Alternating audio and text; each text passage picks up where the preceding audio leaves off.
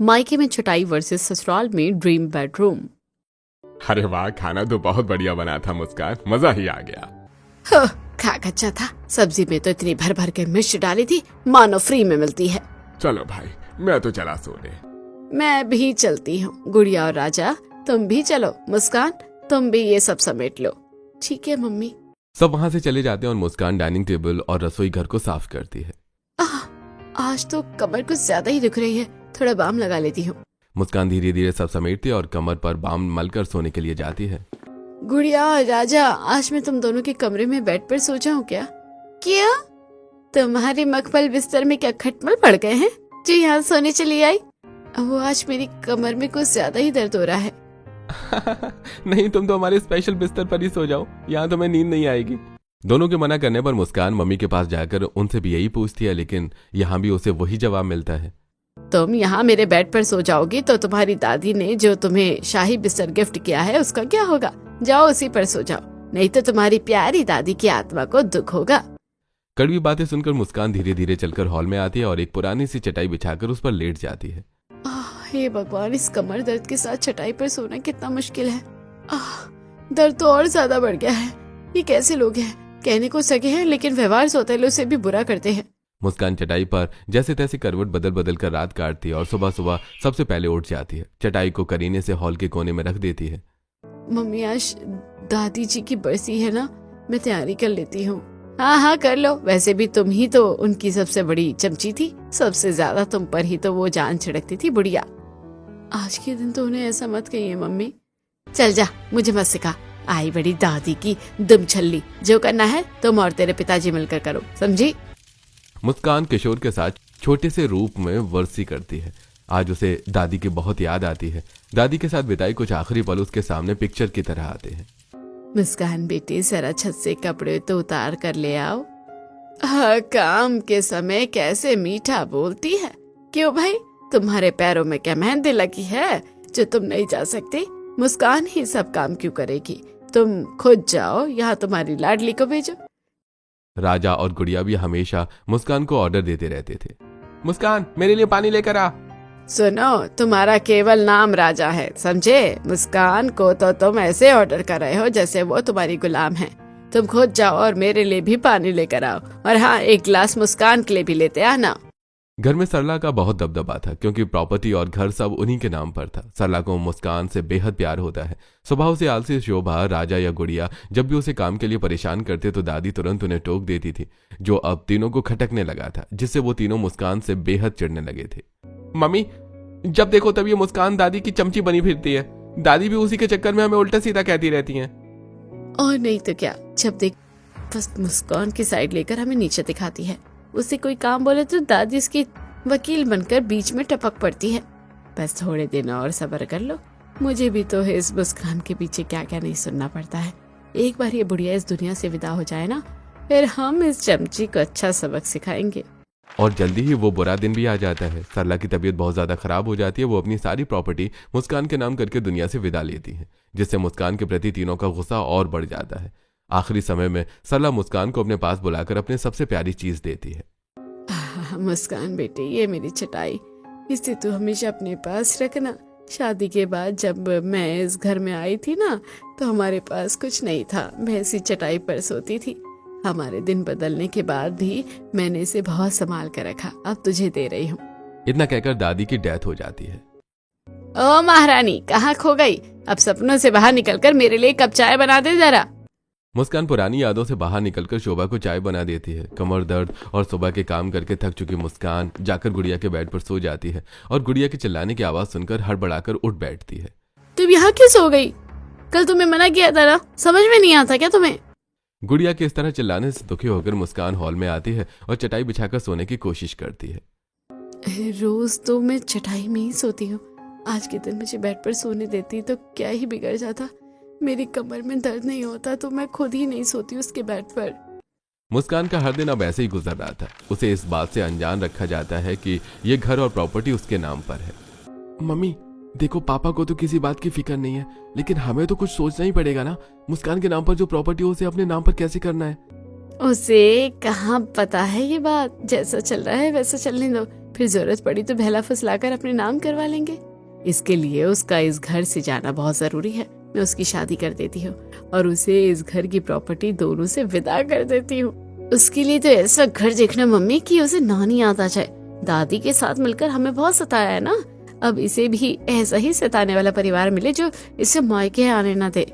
शोभा अब जी जान से मुस्कान के लिए ऐसा ही घर देखने में जुट जाती है। सरला की सबसे अच्छी सहेली को जब ये बात पता चलती है तो वो तुरंत शोभा के पास आती है। मुझे जैसे ही पता चला कि तुम मुस्कान के लिए लड़का देख रही हो तो मैं बिना देरी करे आ गई। मेरी एक जान पहचान में एक मेहरा परिवार का लड़का है, शादी लायक कहो तो मुस्कान की बात चलाऊं। ममता शोभा को लड़के की फोटो और बायोडेटा दिखाती है तो शोभा की आंखें चुंधिया जाती हैं। यह कोई मामूली नहीं बल्कि करोड़पति परिवार के सबसे छोटे बेटे दीपक का रिश्ता था। सगी मां होकर भी मुस्कान से चिढ़ने वाली शोभा इस रिश्ते के लिए मना कर देती है।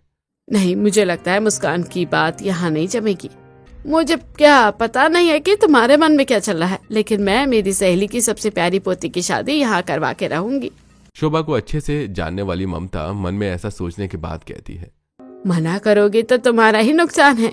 मुझसे कुछ छिपा तो नहीं रही, बुरा मत मानना, लेकिन तुम्हारा बेटा राजा कितना लायक है तुम्हें भी अच्छे से पता है। पढ़ाई लिखाई इसने कुछ की नहीं है, बस मटर गश्ती करता फिरता है। सही कह रही हो चाची जी, लेकिन मुस्कान की शादी से इसका क्या लेना देना। अरे बेवकूफ, समझ बात को। राजा अपने बल पर तो कुछ कर नहीं सकता। मुस्कान की अगर उस घर में शादी हो जाती है तो उसके वारे न्यारे हो जाएंगे। उन लोगों के इतने कारोबार है, कहीं पर भी राजा को फिट कर देंगे। शोभा को ये बात जच जाती है और वो शादी के लिए तुरंत हाँ कह देती है। ममता मेहरा परिवार से भी बात करती है और 2 दिन बाद मुस्कान को छोड़कर पूरा परिवार मेहरा मेंशन में शादी की बातचीत करने जाता है। घर के बाहर खड़े होकर वो लोग बड़ी सी मेहरा मेंशन को निहारते हैं। हाय, ये सच है या सपना? इतना बड़ा घर तो मैंने अपने सपने में भी नहीं देखा था। हाँ माँ, उस चमची की किस्मत इतनी अच्छी होगी मैंने तो सोचा ही नहीं था। अरे निराश मत हो, देखना अब इस परिवार में मुस्कान की शादी होगी तो तुम दोनों को भी कहीं न कहीं मैं फिट करवा दूंगी। सब घर के बड़े से गेट से अंदर आते हैं। गेट पर खड़ा दरबान उन्हें सलाम करता है और एक नौकर उन्हें अंदर लेकर जाता है। आज तक किसी ने मुझे इतनी इज्जत नहीं दी है। मेरी मुस्कान ने तो सच में मेरा मान बढ़ा दिया है। अरे तुम चुप रहो, कोई सुन लेगा तो क्या सोचेगा। हमें ऐसे दिखना है जैसे हमें नहीं बल्कि इन लोगों को हमारी गरज है। अंदर का नजारा तो बाहर से भी कई गुना ज्यादा अच्छा था। बड़े से हॉल में पूरा मेहरा परिवार बैठा था। हॉल में बड़े बड़े सोफे, कुर्सियां और टेबल लगे थे। छत पर बड़े बड़े झूमर चमक रहे थे जिनकी रोशनी में शोभा और दोनों बच्चों की आंखें चुंधिया रही थीं। अरे आइए आइए, आराम से बैठिए, आइए। ममता जी बहन जी हमारी बहुत खास है। उन्होंने हमारे घर के अधिकतर रिश्ते कराए हैं और सब एक से बढ़कर एक। और अगर उन्होंने हमें आपकी मुस्कान के बारे में बताया है तो जरूर कुछ अच्छा ही होगा। हमें तो ये रिश्ता मंजूर है, बाकी आप पर डिपेंड करता है।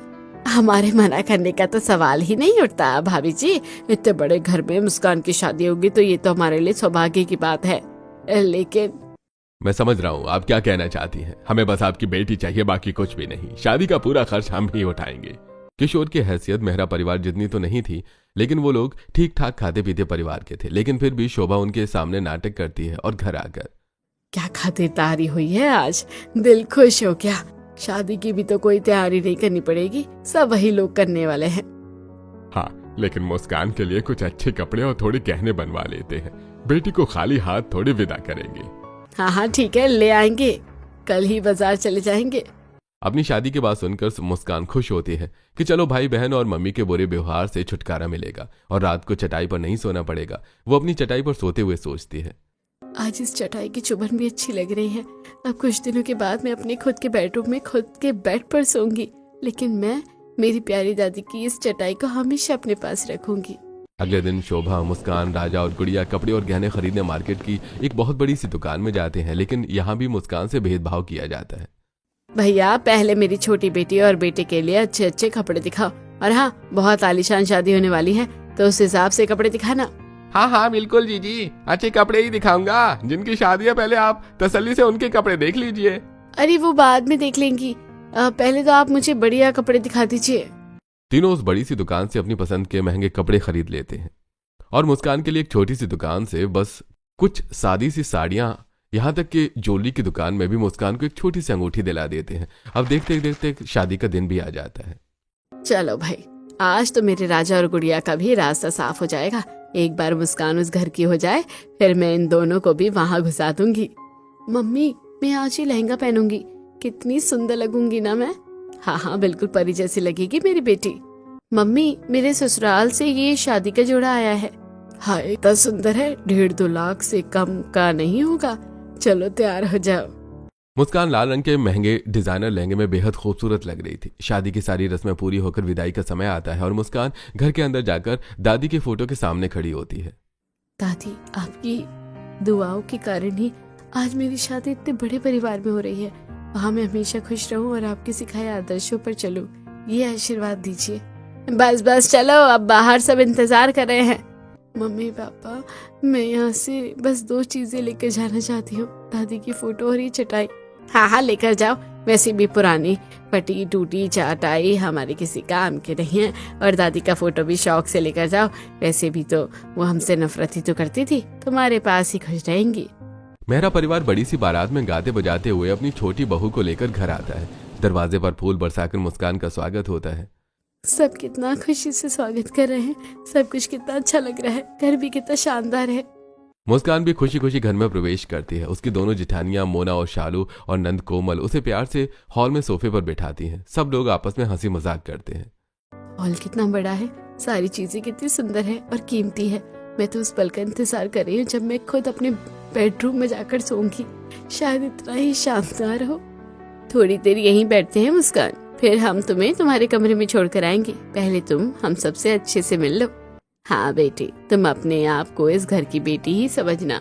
हम लोगों के लिए हमारे घर की बहुएं हमारी बेटी की तरह है। हम सब बड़ों को तुम कोई भी बात बिना डरे बेझिझक होकर बता सकती हो। तुम्हारी जेठानियां और ननद भी तुम्हारी सहेली जैसी ही है। इस तरह सभी उसे किसी न किसी तरीके से ये जताते हैं कि उसे यहाँ खुलकर जीने की आजादी मिलेगी और हर कोई उसका अपना है। मुस्कान मुस्कुराकर सबको देखती है और आंखों ही आंखों में सबका धन्यवाद देती है। कुछ देर बाद, चलो अब बातें बहुत हो गई हैं, सब लोग थक गए होंगे, अपने अपने कमरे में जाओ और आराम करो। कोमल, मोना, शालू मुस्कान को उसके कमरे में ले जाओ। बेटा चलो मुस्कान, तुम्हें तुम्हारा कमरा दिखाते हैं। मुस्कान धीरे से उठकर तीनों के पीछे चलते हुए उस बड़े से घर के एक कमरे में आती है, लेकिन कमरे को देखते ही उसके सारे ख्वाब चकनाचूर हो जाते हैं। भाभी, ये भैया का कमरा है और आज से आपका भी। हाँ, अभी तुम्हारा कमरा भी है, तुम अपना सामान इसमें जमा लो, ठीक है? हम जाते हैं। दीपक भैया तो आज नहीं आ पाएंगे, कल सुबह पूजा के बाद ही आप उनसे मिल पाओगी, तब तक बस इंतजार करो। मुस्कान को कमरे में छोड़कर तीनों हंसते हुए वहां से चली जाती हैं। मुस्कान कमरे को देखती है। ये कैसा कमरा है? हर जगह सामान रखा है, शादी का पूरा सामान यहीं रखा है शायद। बाहर हॉल और बाकी सब तो कितना शानदार था, लेकिन ये मेरा कमरा तो बिल्कुल कबाड़ खाना लग रहा है। मुस्कान पूरे कमरे पर नजर मारकर वहां रखे एक सिंगल बेड पर बैठ जाती है। अपने साथ लाई चटाई वो कोने में रख देती है और उस कमरे को अपनी किस्मत समझकर सो जाती है। दूसरे दिन सुबह मुस्कान जल्दी उठकर नीचे आती है। रत्ना किचन में पानी गर्म कर रही थी। इतनी सुबह क्यों उठ गई बेटा? आराम से उठा करो, यहाँ कोई भी 8 बजे से पहले नहीं उठता है। आप चाय बना रही हैं क्या? मैं बना दूं? अरे नहीं बेटा, अभी तुम्हारी पहली रसोई की रस्म नहीं हुई है ना, पहले वो रस्म होगी फिर तुम कुछ मीठा बना लेना। और हाँ, किचन में माथा पच्ची करने की कोई जरूरत नहीं है, यहाँ खाना बनाने के लिए मेड है। जी ठीक है। थोड़ी देर बाद घर के सब लोग एक एक करके आने लगते हैं और बड़े से डाइनिंग टेबल पर नाश्ते के लिए बैठते हैं। आओ बेटी, नाश्ता कर लो। आओ मुस्कान, इधर दीपक भैया के साइड में बैठ जाओ। और हाँ, हमारे दीपक भैया का अच्छे से ध्यान रखना। हाँ। नाश्ता करने के बाद मोना, शालू और कोमल मुस्कान को लेकर हॉल में बैठ जाती हैं। वैसे कल रात को आपको कैसी नींद आई भाभी अपने कमरे में? नई जगह थी ना, इसलिए। मुझे तो नई जगह पर नींद ही नहीं आती है। तुम्हें अब आदत डालनी होगी इस बात की। अब तुम भी शादी करके ससुराल जाओगी तो तुम्हें भी नई जगह पर सोना ही होगा। तत आप भी ना भाभी। कोमल ने कुछ पूछा है तुमसे मुस्कान, अपने कमरे में तुम्हें कैसी नींद आई? अरे बस करो, बेचारी सीधी है तो कितना छेड़ोगे इसे। अच्छा मुस्कान, अभी थोड़ी देर में पूजा शुरू हो जाएगी, तुम अच्छे से तैयार होकर नीचे आ जाना। मोहल्ले की औरतें भी आ जाएंगी। मैं तुम्हारी कोई हेल्प करूं? नहीं भाभी, मैं कर लूंगी। हंसी मजाक के बीच चारों की बातें खत्म होती हैं और सब अपने अपने कमरे में चली जाती हैं। मुस्कान भी अपने कमरे में आती है और तैयार होने लगती है। मैंने अपने खुद के कमरे के लिए कितने सपने देखे थे, लेकिन इस कमरे को देखते ही सब चकनाचूर हो गए। खैर कोई बात नहीं, मुझे कम से कम एक कमरा तो मिला है। चाहे जैसा भी हो, मैं उसे ही साफ कर लूंगी। थोड़ी देर बाद मुस्कान अपने मायके की एक साड़ी पहनकर तैयार होती है। कोमल और मोना उसे लेने कमरे में आते हैं, लेकिन मुस्कान की साड़ी देखकर मोना अपने कमरे में जाकर एक अच्छी सी नई साड़ी लेकर आती है। मुस्कान, तुम्हारी साड़ी बहुत सुंदर है, लेकिन देखो मुझे लगता है कि तुम पर ये रंग ज्यादा खिलेगा, तुम इसे पहन कर आओ। मुस्कान सब समझ जाती है और चुपचाप मोना की दी हुई साड़ी पहन लेती है। मोना भाभी ने कितने अच्छे से हैंडल किया है ताकि मुझे बुरा ना लगे और मैं सबके सामने शादी पूजा अच्छे से संपन्न हो गई है। सबने अपनी मुस्कान की भी भर भर के तारीफ की है। रत्ना बहू, मुस्कान और दीपक दोनों की नजर आज याद से उतार देना। जी माँ जी, उतार दूंगी। वैसे नजर तो सही में लगी होगी दोनों को, बड़ी प्यारी जोड़ी है दोनों की। चलो थोड़ी देर बैठते हैं, फिर मुस्कान को दीपक भैया के हवाले करेंगे। ठीक है भैया? हाँ, वैसे भी अभी तो शाम ही हुई है, इतनी क्या जल्दी है। भाभीियों की छेड़खानी से दीपक और मुस्कान दोनों शर्मा जाते हैं। रात को मुस्कान कमरे में बैठी सोचती है, मेरा कितना मन था कि शादी के बाद मुझे ऐसा कमरा मिले जिसमें सारी चीजें अच्छी अच्छी हो। सबसे खास बात, उसमें एक बड़ा सा डबल बेड हो, बड़ा बाथरूम हो, लेकिन यहाँ ऐसा कुछ भी नहीं है। शायद मेरी किस्मत में चटाई ही लिखी है। सोचते सोचते मुस्कान को नींद आने लगती है। वो सोने ही वाली होती है कि उसे ख्याल आता है, इस छोटे से बेड पर तो केवल एक ही इंसान सो सकता है। जाहिर है बेड पर रोज दीपक जी ही सोएंगे। मुझे लगता है कि यहाँ पे भी मुझे चटाई पर ही सोना पड़ेगा। हाय मेरी किस्मत। मुस्कान नीचे चटाई बिछाकर सो जाती है और थकावट के कारण उसे नींद भी आ जाती है। तभी दरवाजे पर हो रही दस्तक से वो चौंक कर उठ जाती है और जाकर दरवाजा खोलती है। अरे भाई, इतनी गहरी नींद में कौन सोता है भला? कब से हम लोग दरवाजा खटखटा रहे हैं। अच्छा चलो, हमें तुम्हें कुछ सिखाना है। शालू और मोना मुस्कान की आंखों पर पट्टी बांधकर उसे अपने साथ लेकर जाते हैं। मुस्कान को समझ में ही नहीं आता कि वो सब क्या हो रहा है। भाभी, आप ये मुझे कहाँ लेके जा रही हैं? वो तो अभी पता चल जाएगा तुम्हें। थोड़ी देर बाद ये सब एक कमरे के बाहर खड़े होते हैं। तीनों मुस्कान की आंखों पर से पट्टी हटाकर उसे उस कमरे में धकेल कर दरवाजा बंद कर देती हैं। ये है तुम्हारा असली कमरा, एंजॉय। ये मैं कहाँ आ गई हूँ? हाय कितना सुंदर कमरा है ये संगमरमरी फर्श कितना मुलायम है। उफ, ये मखमली कारपेट, लगता है जैसे पैर अंदर ही धस जाएगा। कितना सॉफ्ट है। मुस्कान वहीं खड़े खड़े पूरे कमरे का जायजा लेती है। ये नीले रंग वाली लाइट्स कितनी अच्छी है, मानो धरती पर आसमान उतर आया हो। छत पर देखो तो ऐसा लग रहा है जैसे सुंदर से नीले आसमान पर चांद हो और सितारे फैले हुए हो। सोफा, कमरे में इतना बड़ा सोफा। मुस्कान नरम मुलायम गलीचे पर चलकर सोफे तक आती है और उसकी सॉफ्ट सी गद्दी पर हाथ फेरते हुए चारों तरफ देखकर कहती है, ऐसा लग रहा है जैसे मैं स्वर्ग में आ गई हूँ। ये फूलों वाला वॉलपेपर मानो मेरे स्वागत में फूल बरसा रहा है। छत पर लगा ये सुंदर बड़ा सा झूमर मानो मेरे आने की खुशी में और चमक रहा हो। मुस्कान की आंखों में चमक उतर आती है। वो एक बड़ी सी खिड़की के पास आती है और उसके सुंदर फ्लोरल प्रिंट के सॉफ्ट पर्दों को धीरे से सरकाती है। अभी तो बाहर अंधेरा है, लेकिन आज ये अंधेरा भी कितना सुकून दे रहा है। कमरे में तो जैसे पूरा घर ही बसा है, फ्रिज और टीवी भी है। थोड़ी देर खिड़की के पास खड़े रहने के बाद मुस्कान अलमारी के पास आती है। कितनी बड़ी अलमारी, शायद दीपक जी की होगी। इसमें तो सब लेडीज आइटम और कपड़े हैं और लाइट से भी नाम भी चमक रहा है मुस्कान। तो ये सब क्या मेरे लिए है? इतनी ब्रांडेड लग्जरी चीजें मेरे लिए? अलमारी में करीने से सजी सुंदर सुंदर चीजें और कपड़े देखकर मुस्कान को अपनी आंखों पर यकीन नहीं होता। अब वो घूम घूम कर कमरे का कोना कोना देखती है। कमरे में रखे बड़े बड़े फ्लावर पॉट्स में सजे ताजे ताजे फूल, चारों तरफ फैली भीनी खुशबू उसका मन मोह लेती है। आखिरकार सब देखने के बाद मुस्कान धीरे धीरे चलकर बेड तक आती है। बेड की गद्दी इतनी मुलायम होती है कि बैठते ही अंदर चली जाती है। कितना बड़ा और नरम मुलायम बिस्तर है। कितनी सुंदर सी नेट लगी है इस पर। चादर, रजाई और तकिए मानो फूलों से बने हों। और मजा आएगा इस मखमली बिस्तर पर सोने में, तो मजा ही आ जाएगा। मुझे तो यकीन ही नहीं हो रहा कि ये मेरा कमरा है, मेरा अपना कमरा, मेरा अपना बेड। लग्जरी और फैंसी सामान से भरे उस लैविश कमरे के मखमली बिस्तर पर लेटते ही मुस्कान को नींद आ जाती है। दरवाजा खोलने की आहट से वो उठकर बैठती है। दीपक हाथ में एक बुके और गिफ्ट लेकर अंदर आता है। ये तुम्हारे लिए। तुम्हें तुम्हारा कमरा कैसा लगा मुस्कान? बहुत ज्यादा सुंदर। ऐसा कमरा तो मेरी सोच के कई गुना ज्यादा ऊपर है। ये वाकई ही मेरा कमरा है, मेरा अपना बेड है ये। हाँ, वाकई तुम्हारी ही कमरा है। तुम जैसे चाहो वैसे इसे रख सकती हो। कुछ चेंजेस करने हो तो वो भी कर सकती हो। Thank you so much Deepak ji. ये कमरा तो स्वर्ग जैसा सुंदर है। मुझे इसमें कोई चेंजेस नहीं करने, लेकिन बस एक रिक्वेस्ट है कि मेरे पास मेरी दादी की एक छोटी सी तस्वीर है, उसे मेरे कमरे में मैं लगाना चाहती हूँ। मैंने कहा ना कि ये कमरा तुम्हारा है, जो चाहे वो करो, ठीक है? उस दिन मुस्कान को पहली बार नरम मुलायम बिस्तर पर गहरी नींद आती है। सुबह वो एकदम तरोताजा होकर उठती है और सबसे पहले अपने सामान के साथ रखी चटाई को देखकर मुस्कुराती है। अगले दिन सुबह के समय तो कमरा और भी ज्यादा सुंदर लग रहा है। खिड़की से बाहर देखो तो ऐसा लग रहा है जैसे मैं पहाड़ियों में बसे किसी हिल स्टेशन पर आ गई हूँ। सबके साथ समय बिताकर और खाना खाने के बाद मुस्कान अपने कमरे में आती है। अब कमरे में दोपहर की थीम के हिसाब से लाइटिंग और बाकी सजावट थी। मुस्कान दादी की तस्वीर को दीवार पर लगा देती है। दादी, आपके आशीर्वाद से देखो मेरी किस्मत मुझे कहाँ लेकर आई है। कभी आपकी चटाई मेरे सोने का सहारा बनी थी, आज ये नर मुलायम बिस्तर मुझे मिला है। ये तो मेरा ड्रीम बेडरूम है। मुस्कान की शादी को अब 1 महीना बीत जाता है। एक दिन शोभा उसे फोन करती है। अपने महल जैसे घर में जाते ही हम सबको भूल गई ना। तो नहीं मम्मी, ऐसी बात नहीं है, बस परिवार थोड़ा बड़ा है ना तो सबके साथ समय। ठीक है, तूने दामाद जी से राजा की नौकरी की बात की या नहीं? तुझे मैंने क्या कहा था कि जल्द से जल्द ये काम करना है तुझे। वो मम्मी कैसे करूँ, राजा को ज्यादा पढ़ा लिखा भी तो नहीं है, क्या कहूँगी इन्हें। वो सब मैं नहीं जानती, तू आज के आज दामाद जी से राजा की बात कर, नहीं तो तुझे हमेशा के लिए यहाँ लेकर आ जाऊंगी। मुस्कान डरते डरते दीपक से राजा की बात करती है और दीपक राजा को अपने एक ऑफिस में नौकरी दे देता है। एक दिन राजा मुस्कान से मिलने आता है। मुस्कान उसे अपने कमरे में लेकर आती है। ये कमरा है या किसी बड़े होटल का स्वीट? एक से बढ़कर एक चीजें हैं यहाँ तो। फ्रिज, टीवी, एसी, सोने के लिए बड़ा नरम मुलायम बेड। वाह भाई वाह, चटाई पर सोने वाली लड़की की तो किस्मत खुल गई, उसे अपना ड्रीम बेडरूम मिल गया। वो सब तो ठीक है, लेकिन मेरे पास इतने ब्रांडेड कपड़े और महंगी एक्सेसरीज कहाँ से आई? जीजा जी कितने पैसे दे रहे हैं तुझे?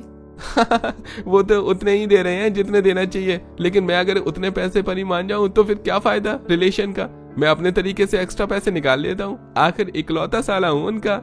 ये तू गलत कर रहा है राजा, देख ये लोग बहुत अच्छे हैं, इन्हें धोखा मत दे प्लीज, मैं तेरे हाथ जोड़ती हूँ। लेकिन मुस्कान को अनदेखा करके राजा बेशर्मी से हंसते हुए वहां से चला जाता है। मुस्कान जल्दी से शोभा को फोन लगाकर शोभा को बताती है। मम्मी, राजा जो कर रहा है बहुत गलत कर रहा है। मेरे ससुराल वाले बहुत भले लोग हैं। राजा जैसे कम पढ़े लिखे लड़के को भी उन्होंने रिश्ते के नाते कंपनी में रख लिया। उसे तो बल्कि ज्यादा अच्छे से काम करना चाहिए। शोभा को राजा की हरकतों का पता होता है, फिर भी उसे समझाने के बजाय वो मुस्कान को ही डांट कर चुप कर देती है। ऐसे ही एक दिन राजा छोटे मोटे घपले करते करते एक बड़ा कांड कर देता है और मुस्कान के पास आता है।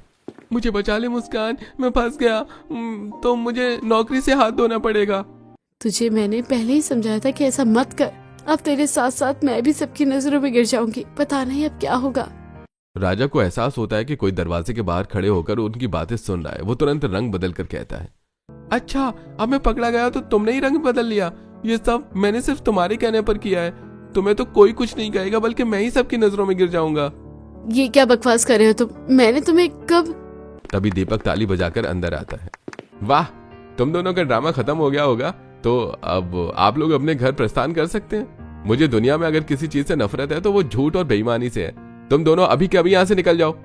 मुस्कान दीपक को समझाने की बहुत कोशिश करती है, लेकिन दीपक टस से मस नहीं होता। मुस्कान अपनी चटाई और दादी की फोटो लेकर राजा के साथ मायके आ जाती है और गलती न होने के बावजूद उसी पर शोभा का कहर बरसता है। ससुराल वाले ममता को फोन करते हैं। तुमने तो कहा था कि लड़की बड़ी सुशील और संस्कारी है, ये होते हैं क्या संस्कार? बाकी सब तो ठीक है बहन जी, लेकिन आपको मुस्कान के बारे में जरूर गलतफहमी हुई है। ममता हर बात गीता को बताती है। मुस्कान के साथ घर वालों के व्यवहार के बारे में भी बताती है। सुनकर सबको बहुत बुरा लगता है। दीपक दूसरे ही दिन मुस्कान को लेने जाता है और बाहर आती शोभा की आवाज सुनकर रुक जाता है। तू तो बस हम सबका बुरा ही चाहती है। हो गई राजा से गलती, तू जाकर दामाद जी के पैरों में क्यों नहीं गिर गई? तूने जानबूझकर कोशिश नहीं की होगी। मैंने कोशिश की थी मम्मी। खाक कोशिश की थी, तेरी किस्मत में नहीं है अच्छा घर, अच्छा कमरा और अच्छा बिस्तर। तू इसी टूटी फूटी चटाई पर सोने के लायक है। मैं क्या कहती उनसे मम्मी, राजा को समझाने के बजाय आप उसका साथ दे रही है। राजा ने उन लोगों की अच्छाई का नाजायज फायदा उठाया है। गलती सरासर राजा की है। हा आई बड़ी मेरे बेटे की गलती निकालने वाली। तुझे तो मैं अभी सबक सिखाती हूँ। जैसे ही शोभा मुस्कान पर हाथ उठाकर मारने की कोशिश करती है, दीपक तुरंत आकर उसका हाथ पकड़ लेता है। खबरदार, जो मेरी बीवी पर हाथ उठाने की जुर्रत भी की तो मैं भूल जाऊंगा कि आप मुझसे बड़ी हैं। मैं अभी के अभी अपनी बीवी को यहाँ से लेकर जाऊंगा और आगे इसका आपसे कोई रिश्ता नहीं रहेगा। मुझे माफ कर दो मुस्कान, तुम्हें बेवजह ही सजा मिल गई। मैं बहुत शर्मिंदा हूँ। चलो अपने घर, तुम्हारा ड्रीम बेडरूम तुम्हारी राह देख रहा है। और हाँ, अपनी दादी की फोटो और तुम्हारी प्यारी चटाई रखना मत भूलना।